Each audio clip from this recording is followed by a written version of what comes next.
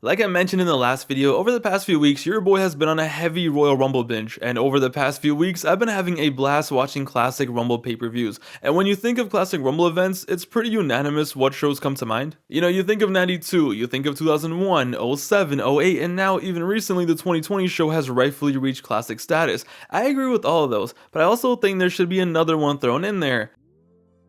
Ladies and gentlemen, Royal Rumble 2009 might low-key be a classic.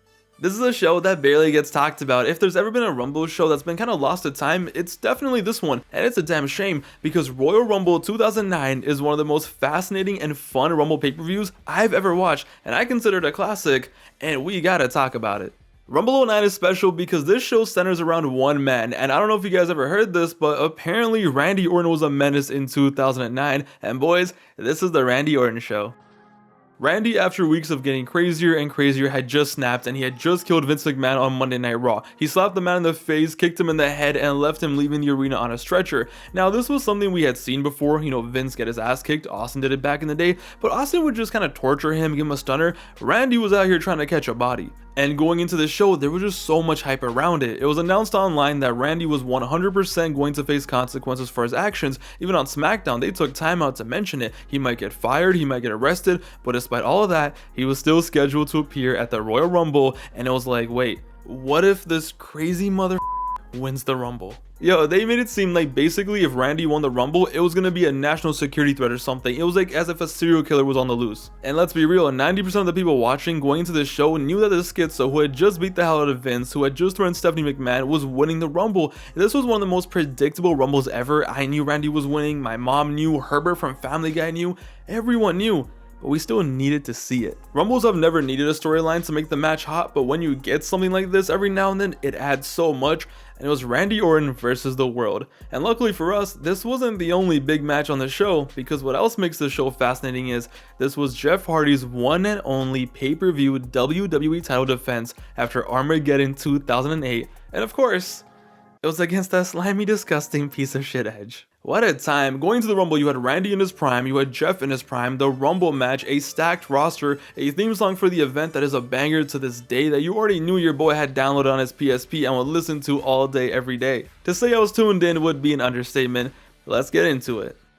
The show begins with an awesome intro centered around Randy Orton, the menace, the savage, the demon from St. Louis, and they basically portrayed this man like he was King Von of the company. Add in some Rumble hype and the show starts off with a hot crowd and pyro everywhere. Now I know what you're thinking. Pav, I love you, you're a cool guy, but there's no way a show that starts out with Jack Swagger versus Matt Hardy for the ECW title is a classic.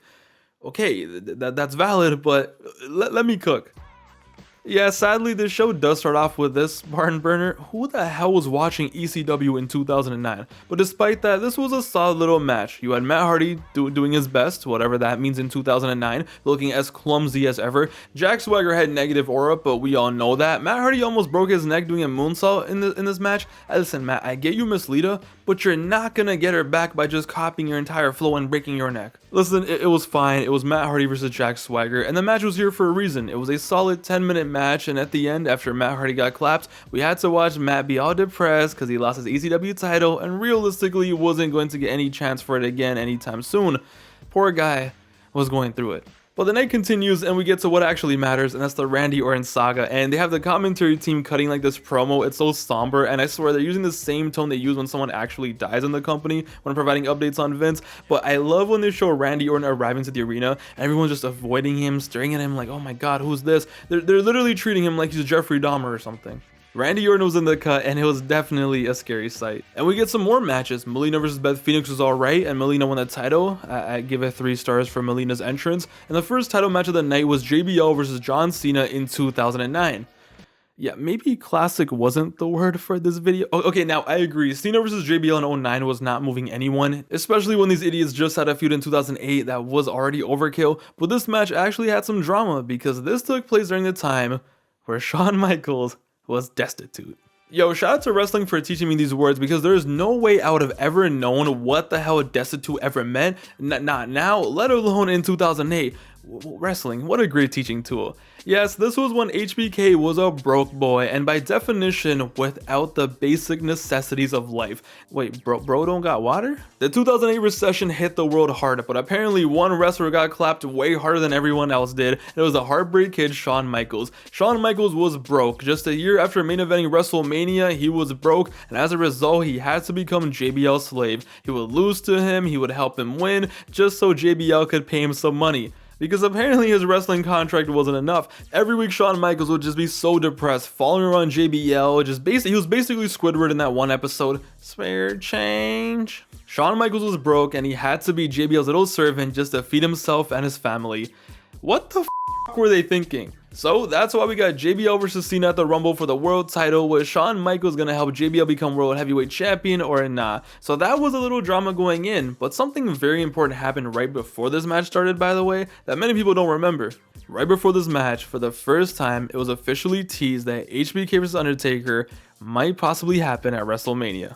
Absolutely massive. Cena and JBL have a decent match, it was fine, but the best part was definitely Shawn Michaels' involvement. He was doing his thing, he was teasing his motive the whole time, and it was all like, what is he gonna do? What is he gonna do? After all the shenanigans of the match, HBK gets in the ring, and it's like, who's he gonna super kick? Cena or JBL? Who's it gonna be? And when it's time, boom, down goes JBL, and Cena gets like the goofiest look on his face. Oh my god, what happened? I can't believe, gosh darn. He looks so goofy. Meanwhile, by the way, Shawn Michaels is still depressed, having a midlife crisis while Cena's making these facial expressions, and then boom, the crowd pops even more when Cena gets clapped, and in a pretty surprising twist, he actually puts JBL on top of Cena and leaves the ring. Now maybe I'm just a mark, okay, little stupid ass 10-year-old Pav. I thought it was cooked. When this first happened, I thought it was over. I vividly remember like looking at this like, yo, fuck your family, Shawn. You can't let JBL be champion. But HBK does the deed, he does his job, leaves the ring, but does it really matter?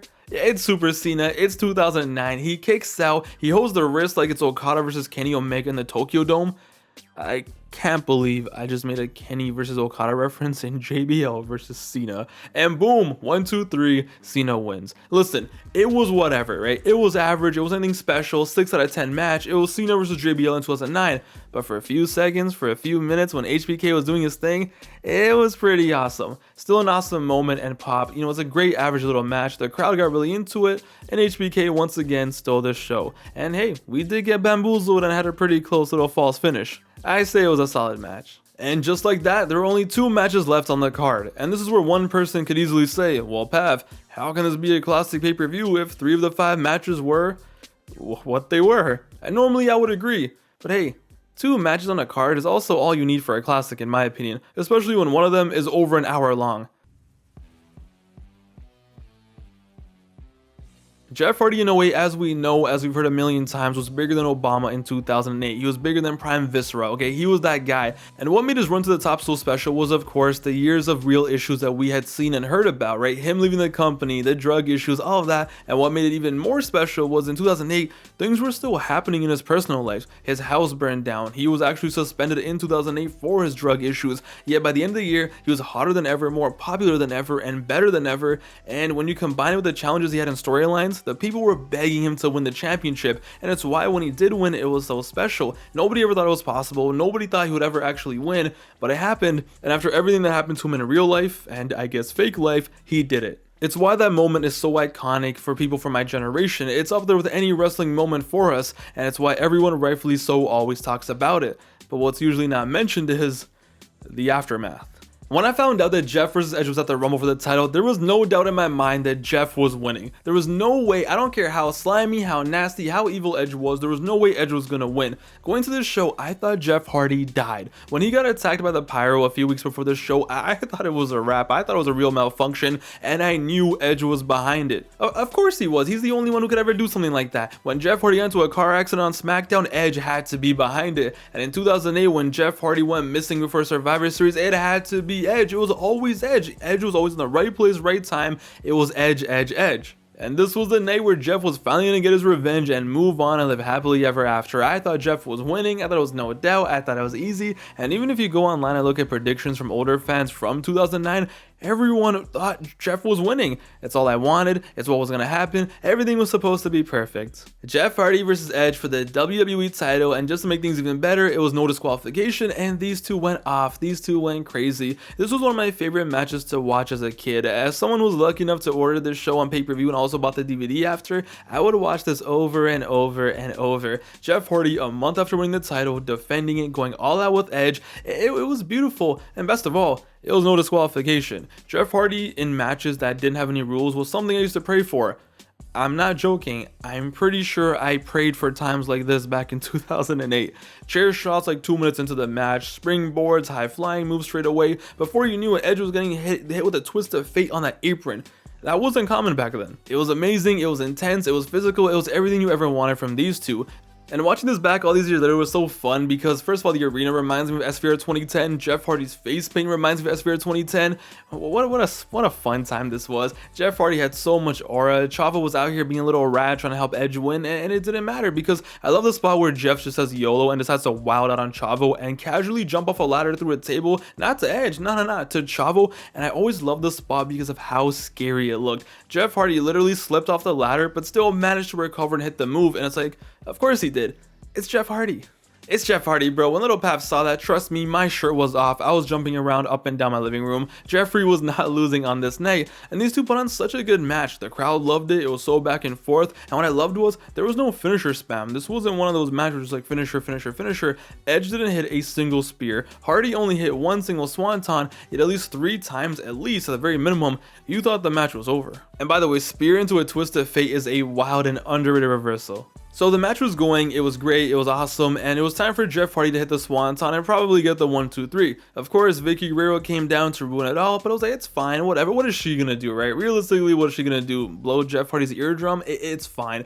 Jeff hits it, she pulls a ref out, whatever, it's fine. Edge is not winning. And wait, look who it is. It's Matt Hardy, the most useless member of Team Extreme. Out comes Matt Hardy. And even as a Matt Hardy hater back in 2009 who had no need for Matt Hardy post 2006 once Jeff Hardy came back to the company, even I was excited. It was still the damn Hardy Boys reuniting. It was still Matt Hardy coming to help his little brother. It was Team Extreme. It was the Hardy Boys. He's here to help his brother against the man who, by the way, years ago got him fired and stole his girl. At least someone was there to finally help Jeff, no matter how useless the person was. So I'm excited. I'm into it. And then it happens. Because we can't have nice things, Matt Hardy hits Jeff with the chair and breaks the heart of every single kid watching this live under the age of 15.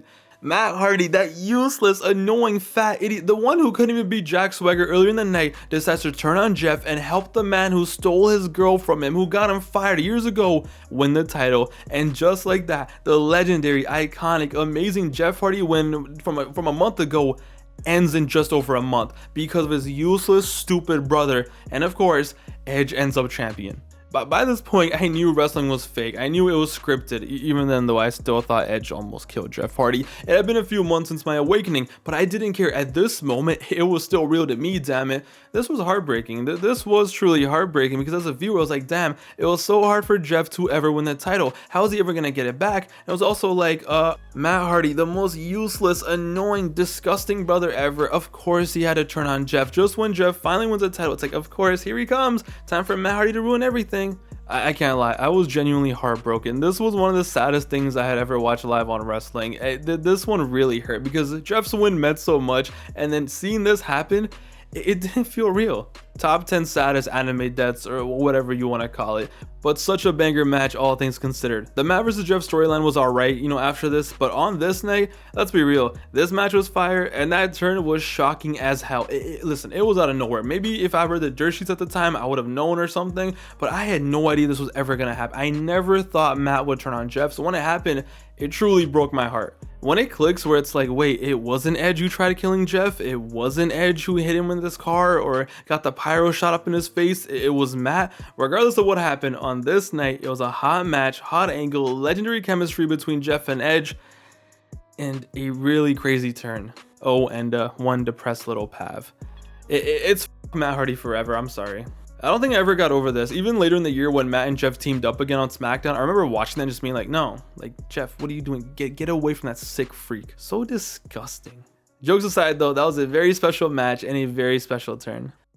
It was then time though for the main event. The reason everyone was there, the reason why I ordered this show, the reason why everyone ordered this show, the Royal Rumble match. There have been a lot of classic Rumble matches over the years, okay? And honestly, the main reason why I wanted to make this video is this is one of them. This to me is a top 10 Rumble match of all time, and it's a personal favorite. Not only because this was the Randy Orton show and his whole storyline going into this was just a stacked ass Rumble, and along with this in 2010, this really felt like the last hurrah for our generation. The match begins with Rey Mysterio and John Morrison, and the crowd is so hot right from the get-go. The crowd is hot, they're loud, they're rowdy, and you have a bunch of solid stars coming in and doing their thing, but business instantly picks up very early at number 7 when Triple H pulls up. Triple H goes in there and he goes off, and it's so nostalgic even watching Triple H in a Rumble because it's like, after this, he only had 2 more Rumbles in him, and one of them was 2016, which was old man Triple H. But here, Triple H was still full-time doing his thing, and of course it was hype because it's like, wait, Triple H is in the cut? When is Randy coming out? When is Triple H gonna ride out for his father-in-law and for his wife? And the anticipation as soon as Triple H is out there just builds and builds for whenever Randy comes out. And what's awesome is, Randy ends up being the very next entrant. As we know, Randy is a heel at this point, obviously, the biggest heel in the company, and the crowd goes nuts when his music hits, and as soon as it hits, Jared just goes like, uh-oh. And when Triple H and Randy go at it, it was perfect because Randy wasn't even on some, heel scaredy cat vibes. He went straight in there and went toe to toe with Triple H, his former mentor, his biggest op in his career at that point, the son-in-law of the old man who he just killed. I can't believe they butchered this WrestleMania main event. But no, at this moment, at this point in time, it was special. And like I mentioned before, as soon as Randy's in the Rumble, the entire Rumble revolves around him. And things only get better for Randy when his YGs pull up, Ted DiBiase Jr. and Cody Rhodes, because then it becomes protect Randy at all costs, and it's them 3 versus everyone. And even in the beginning, this Rumble was so stacked. You had Rey Mysterio doing his thing, you had young John Morrison, Jericho comes out, Triple H, and of course Legacy, who are like a pack of wolves doing their thing. Okay, this kind of looks racially motivated. Please, relax, guys. So by the time Legacy is going around destroying everyone, like Triple H, Finlay, everyone and anyone, then it all becomes, oh no, who can stop Legacy? How do you stop a trio in the Rumble? And then next thing you know, okay, that's one way. Yes, The Undertaker comes out in the 2009 Royal Rumble. The crowd goes insane, everyone just stops and stares at The Undertaker while he makes his entrance, and the sheriff of the company is on his way, and who also happens to have a history with Randall at this point, remember that. But Undertaker doesn't discriminate, he hates everyone, and it was so beautiful to see this. Undertaker was moving so fast, he was so quick and agile. Undertaker when his hips actually worked, yeah. And this was important because this ended up being Undertaker's second last Rumble appearance ever. The only one he made after this was 2017, which does that really count? Not really. But this was prime Undertaker, 2009 Undertaker, months before his magnum opus, months before his best match ever. He goes in there, he clears house, and The Undertaker was in the Rumble. I almost shed a tear. And the moments just keep coming and coming. It's such a good Rumble. Next up was Goldust, and it was only right that him and Cody Rhodes had their little moment, which the crowd absolutely loved. What a stacked Rumble, just such a nice mix of old stars and new stars. RVD came back to one of the loudest Rumble return pops ever at that point. Nobody expected RVD pulling up. Also, I can't lie, back in 2009 when I was watching this live, when I saw RVD, I actually thought he was gonna win the Rumble. He didn't, he got clapped. But like, yo, look at the talent pool. Taker, Kane, Triple H, Ray, Jericho, Randy, RVD. The big show. As well as stars on their way like young CM Punk, Kofi Kingston, Miz, Cody Rhodes, Dolph. It was so balanced, and one thing I always loved about this Rumble, one thing I love about Rumbles in general, but they don't often do, is when the ring just gets filled with a bunch of wrestlers and they're just going at it. To me as a kid, that's what the Rumble was. That's what I always wanted to see, just mayhem and destruction, a bunch of idiots and a bunch of Neanderthals fighting. And this one, we actually got it when there was like 15 people in the ring tweaking. One of my favorites moments definitely was the hilarious Jericho and Undertaker interaction, which, yo, I really wish we had 09 Jericho versus 09 Taker, if only. We also had a truly iconic moment in this Rumble, which was Santino Marella getting clapped and having the fastest elimination in history. This was a clip I used to watch over and over as a kid. I used to find this so funny for some reason growing up, and I still do. They absolutely nailed it. But Randy put on a legendary performance on this night. I don't know why no one ever talks about Randy's performance in this Rumble. He spent over 50 minutes into the match, and it wasn't because he had a bunch of eliminations. Like, no, that doesn't matter. I don't care if you have 10 eliminations or if you have 3 like he did. He was on fire this night, and he had a crazy performance. RKO's everywhere, mid-air, mid-move, RKO there, here, everywhere, it doesn't matter. RKOing Cody's brother and then calls Cody over like a gangster. RKOing Big Show on the ropes. He was just on fire this night. He survived, and it wasn't one of those performances where he just like lays down in the corner the whole time. He was putting in work consistently throughout the entire match.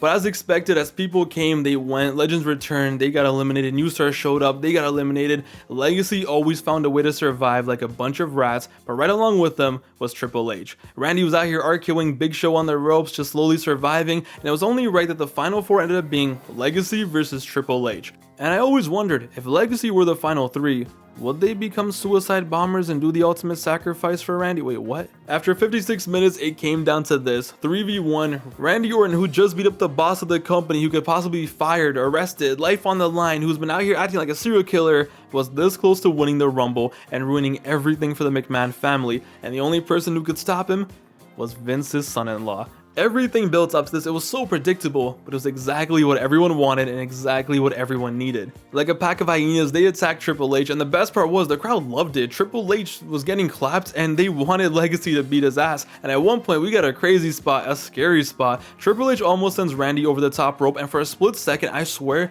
there's no way you can tell me that it doesn't seem like he's going over. Heart-sinking moment. Even though I know who won this Rumble all these years later, even I saw this, I'm like, wait, what? Such a close call. Spine busters, pedigrees, everything you can imagine. Triple H is doing everything he can, eliminates Ted, crowd goes wild, throws out Cody, and out of nowhere, like King Von with a Glock on 63rd, Randy legit 0.5 seconds later after Cody is out, sends Triple H out. And he wins the 2009 Rumble as the biggest heel in the company. The biggest demon in the company, the biggest savage, the biggest heel, goes out there, wins the Rumble, and Detroit, I swear, they cheer for him like he's the biggest superhero in the world. The whole show was built around this man, the whole storyline, the whole company was going all in on Randy Orton, and he clutched it at the Rumble, and Randy Orton with those scary ass eyes looking so demented, so evil, gets the win, and caps off, to me, in my opinion, a classic Rumble. He celebrates with his boys, pyro goes off, Triple H is dead, Triple H is depressed, he let down his father-in-law, and Randy Orton, just less than a week after doing this, is now going to the main event of WrestleMania. How the hell do you not tune into Raw the next night? And trust me, everyone I knew did. Such a special moment. I love this Rumble. From Taker to Randy versus Triple H, RVD coming back, Cody and Goldust, how stacked the Rumble was in general, old versus new, this actually feeling like a Rumble with a ring being filled up. I have always loved this Rumble, and I think it's so underrated, and to me, it's a classic. I love how they threaded the entire Randy Orton storyline in here. I like I said, I think this is a top 10 Rumble of all time, and it also means a lot to me because this, along with 2010, like I said, felt like the last hurrah for a lot of these guys and for the Rumble in general from our childhoods. Taker and Triple H, they never really made appearances after this. To me, the quality of the Rumble also really declined in 2011 and 2012, but here on this night, it was so special, so stacked, and it just felt like the most important match ever, and I'm just a sucker for how the entire show and match revolved around Randy Orton, and they delivered in every single way. This was a time I became a huge Randy fan in 2009. When he was a heel and he started beating up Vince, I'm like, you know what, that's it, he might be my new guy for a while. Fun fact, I used to get pissed off as a kid because I'd play SVR 2009 and they didn't have the updated Randy model, he didn't have the updated tattoos, and I'd be so sad. I'm like, no, I want the evil Randy with the tattoos. This was special. So the question is this show a classic? Is this a classic Rumble pay-per-view? I think it is. Despite Jack Swagger and Matt Hardy, and you can say, oh, it was a weak title match between Cena and JBL, I think the Rumble is so good, a true classic Rumble, plus Jeff versus Edge, I think it's on the brink. For me, it is a classic, but if I was being subjective, I would say it's a great show, maybe not a classic, but I'm not being subjective. It's my channel, my video. I think it's a classic. They delivered, and even Cena versus JBL, listen, Shawn Michaels did his best and he made it pretty fun. I'm a sucker for this show. I'm a sucker for this time period. No one ever talks about this Rumble. Everyone's always talking about 08 and 2010. Rightfully so, I do too. But I love the 2009 Rumble, especially because this did feel like a last hurrah along with 2010. This just means something to me, okay? I'm sorry. In the comments down below, let me know your thoughts. Let me know what you remember from this show. Let me know what you think of this show. Is this a classic or am I tripping? I think it's a classic, okay? Let me live. Let me know in the comments down below. I hope you guys enjoyed this video. It was really fun to make. And yeah, 2025 is here. I can't wait to drop more content for you guys. 2024, in my opinion, was probably one of my best years on YouTube. And we're only getting better. It's your boy Pav, aka Wrestling Ifs. Hope you guys enjoyed. I'll see you guys very soon with the next one. Till then, though, take it easy. Later, guys. And remember, Matt Hardy.